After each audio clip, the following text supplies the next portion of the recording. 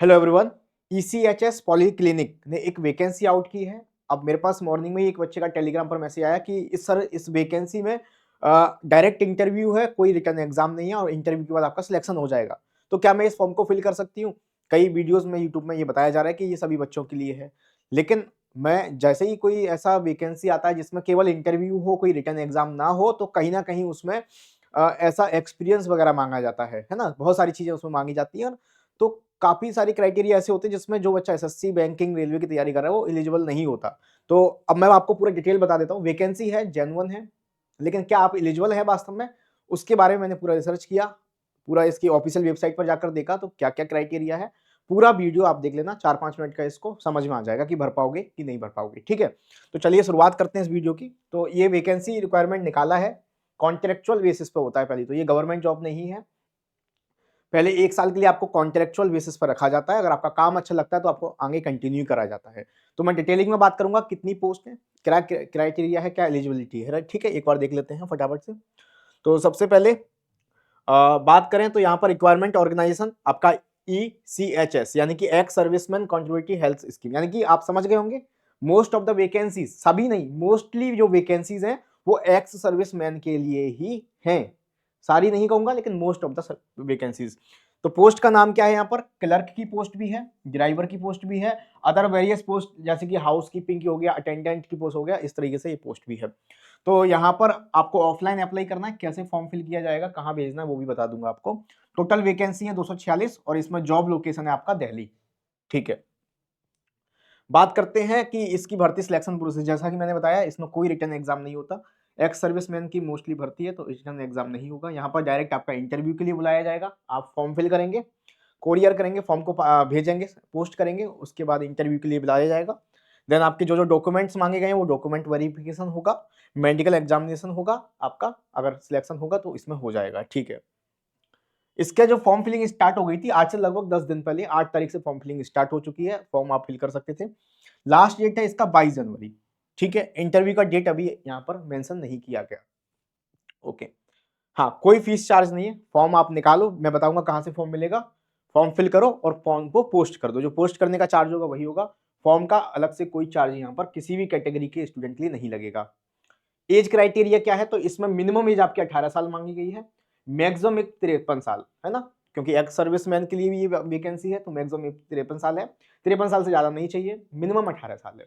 और जो age calculate होगी वो 1 जनवरी 2025 से कैलकुलेट होगी। इसमें बात करते हैं सैलरी की। तो सैलरी डिपेंड करता है पोस्ट पर। मिनिमम सैलरी 16,800 भी हो सकती है ना, 28,000, बिल्कुल बेसिक पोस्ट की मैं बता रहा हूँ, 28,100 तक हो सकती है। लेकिन कई पोस्ट इसमें ऐसी हैं जिनकी सैलरी 60 से 70,000 रुपए महीना भी है, एक्स सर्विसमैन वाली, है ना। तो जॉब टाइप क्या है? कॉन्ट्रेक्चुअल है। ये गवर्नमेंट जॉब नहीं है। कॉन्ट्रेक्चुअल का मतलब आप समझिए कि आपको यहाँ पर 1 साल के लिए कॉन्ट्रैक्ट बेस पर रखा जाएगा। आपका काम पसंद आने पर आपको कंटिन्यू किया जाएगा। ओके, उसके बाद अब बात करते हैं नंबर ऑफ पोस्ट की। तो पोस्ट की बात करें, सबसे पहले देखो हाउस कीपिंग पोस्ट है, आउट कीपर की 8 पोस्ट है। इसमें क्या मांगा गया है कि आप 8th पास होने चाहिए किसी भी बोर्ड से और 5 साल का हाउस कीपिंग का आपको एक्सपीरियंस होना चाहिए। ठीक है, फीमेल अटेंडेंट 8 पोस्ट, यहाँ पर भी 8th पास होनी चाहिए। और कई पोस्ट में तो ऐसा है कि पढ़े लिखे हो, केवल 8th पास की भी जरूरत नहीं है। मल्टीटास्किंग स्टाफ में, है ना, यहाँ भी 8th पास और 5 साल का एक्सपीरियंस। ठीक है, ये आप देख सकते हैं। कार ड्राइवर के लिए 8th पास होना चाहिए, ड्राइविंग लाइसेंस होना चाहिए हैवी वाला। और डेटा एंट्री ऑपरेटर के लिए 18 पोस्ट है, ये आप इसको देख सकते हैं यहाँ पर। डेटा एंट्री ऑपरेटर ये अच्छी पोस्ट है। ग्रेजुएट होनी चाहिए आपके लिए, 5 साल का एक्सपीरियंस डेटा एंट्री ऑपरेटर का आपको होना चाहिए। आपके पास सर्टिफिकेट होना चाहिए कि भाई मैंने 5 साल यहाँ काम कर रखा है। क्लर्क की भी पोस्ट है, इसमें 61 वैकेंसी है तो ये आप भर सकते हैं। ग्रेजुएट होना चाहिए और 5 साल की पोस्ट, और लगभग 25 से 30,000 सैलरी होगी। तो ये 2 पोस्ट आप लोग यहाँ पर देख सकते हैं। ठीक है, आईटी नेटवर्क टेक्नीशियन, यहाँ पर डिप्लोमा होना चाहिए, आईटी का 2 साल का एक्सपीरियंस होना चाहिए। ठीक है, इस तरह से कई वैकेंसी आपको यहाँ पर देखने को मिलेंगी। 12th pass with PCM from any recognised board of India, यहाँ पर B pharma from a recognised institute, है ना। तो इसकी पोस्ट है आपकी, यहाँ पर ये क्राइटेरिया आपको चाहिए। तो उसके बाद लैब टेक्नीशियन हो गया, लैब असिस्टेंट हो गया, डेंटल असिस्टेंट हो गया, डेंटल ऑफिसर हो गया, हेल्थ ऑफिसर्स हो गया, फार्मासिस्ट हो गया। इनके लिए अलग अलग आपकी यहाँ पर रिक्वायरमेंट मांगी गई है, आप लोग देख पा रहे होंगे। तो ये अगर आप रिक्वायरमेंट फुलफिल कर पा रहे हैं तो आप इस फॉर्म को फिल कर दीजिए। 2-3 पोस्ट मैंने आपको बता दी जिसमें आप कर सकते हैं। एक क्लर्क की पोस्ट हो गई आपकी, और एक और मैंने पोस्ट आपको बताया यहाँ पर क्लर्क की पोस्ट थी और डेटा एंट्री ऑपरेटर की पोस्ट थी, है ना। दोनों में ग्रेजुएशन मांगा गया और आपका एक्सपीरियंस सर्टिफिकेट मांगा गया है। तो इसमें आप 5 साल का एक्सपीरियंस होगा चल जाएगा, एक्स सर्विसमैन होने की जरूरत नहीं है। ये कुछ पोस्ट ऐसी मैंने बताई है जिसमें एक्स सर्विसमैन होना जरूरी नहीं, आप फॉर्म फिल कर सकते हैं। इसका फॉर्म फिल कैसे करेंगे तो मैं आपको वेबसाइट बताऊंगा इसकी ऑफिशियल, अभी जाके आपको दिखाऊंगा भी।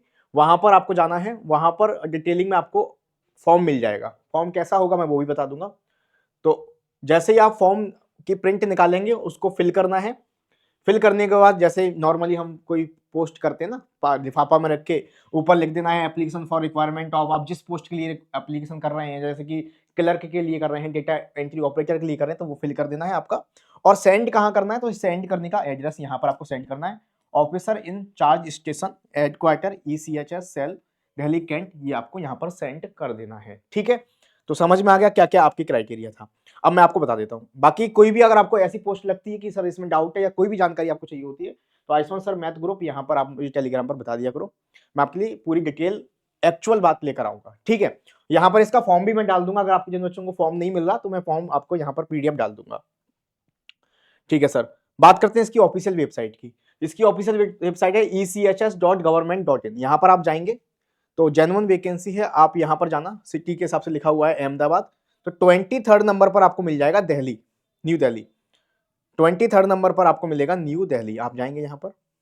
ठीक है, आगे जाइए थोड़ा, New Delhi West, employment of contractual staff for ECHS आपको देखने को मिलेगा यहाँ पर क्लियरली, 22 जनवरी लास्ट डेट है, ये सब मिल जाएगा। तो यहाँ पर आप पूरा यहाँ पर देख सकते हैं, जैसे क्लर्क का मैंने बताया ग्रेजुएट चाहिए आपके लिए, है ना, मिनिमम 5 ईयर वर्क एक्सपीरियंस चाहिए। डेटा एंट्री ऑपरेटर का आपको बताया, जो सैलरी यहाँ पर दिखाई गई है वो सारी चीजें मैंने आपको बता दी हैं। ठीक है, ये PDF भी मैं डाल दूंगा। फॉर्म की बात करता हूं तो फॉर्म आपको इस तरीके का फॉर्म आपको देखने को मिलेगा, फॉर्म आपको देखने को मिलेगा ये वाला। ये फॉर्म इसी वेबसाइट पर आपको डाउनलोड का ऑप्शन आ रहा है, वहां पर आपको मिल जाएगा, डाउनलोड कर लेना, मैं टेलीग्राम पर भी डाल दूंगा। 1 पेज का ये फॉर्म है, इसको फिल करना है, अपने डॉक्यूमेंट्स अटैच करने हैं जो जो मांगे गए हैं, और आपको यहाँ पर पोस्ट कर देना है। ठीक है, तो इस तरीके की पोस्ट है, तो हर किसी के लिए ये पोस्ट नहीं है, आप लोग अपनी तैयारी में लगे रहिए, और जो जो मैंने बता दिया एलिजिबिलिटी है उसके हिसाब से आप फॉर्म पोस्ट कर सकते हैं 1-2 पोस्ट के लिए।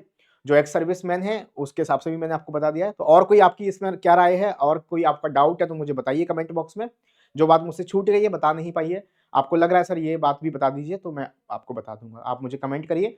बाकी वीडियो सभी तक शेयर करिए, तो जिन बच्चों को लग रहा है कि इंटरव्यू डायरेक्ट होगा, सिलेक्ट हो जाएंगे, हमारे लिए अच्छा मौका है, तो उनको भेजिए कि पूरी डिटेल आप लोग देख लीजिए। ठीक है, धन्यवाद, thank you, bye bye, take care. बाकी इस चैनल पर नए हैं तो सब्सक्राइब कर देना। मिलेंगे नेक्स्ट वीडियो में, थैंक यू।